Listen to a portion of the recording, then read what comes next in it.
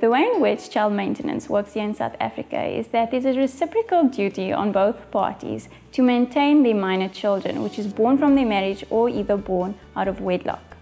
I think that it's really important for people to understand the procedures that should be followed should you wish to lay a maintenance claim. Nowadays, many spouses are faced with the situation in a divorce proceeding where they want to claim maintenance, and the husband would feel, he does not want to pay that maintenance. So my advice to you is that you should approach your legal representative. Inform them of your situation and your financial circumstances, and then they would advise that you have two options. You can approach your local magistrates court and launch an application, or you can launch a Rule 43 application. A Rule 43 application is basically a maintenance claim for interim maintenance, as well as a contribution towards your legal costs. Your Rule 43 application would then be served either before your divorce summons has been served, or what is commonly found is that it's served after your divorce summons has been served. What happens here is that your attorney will contact the defendant attorney and arrange that interim maintenance be paid. Should the parties then not cooperate, a Rule 43 application would then obviously have to be served.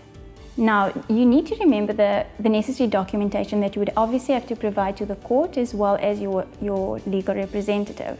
This would include a copy of your ID, a copy of your child's birth certificate, as well as a list of your income and your expenses. Usually what happens in court nowadays is that your spouse, either might be the husband or the wife, would approach the court and inform them that maybe they've recently been retrenched or that they've lost their jobs. This does not mean that you absolve them from paying any maintenance. It simply means that you will then still have to appear before the court and inform them of your circumstances so that your employment status is placed on the record. So both parties need to contribute to the maintenance. A court will always take into account both parties' financial circumstances and always order a reasonable amount for maintenance.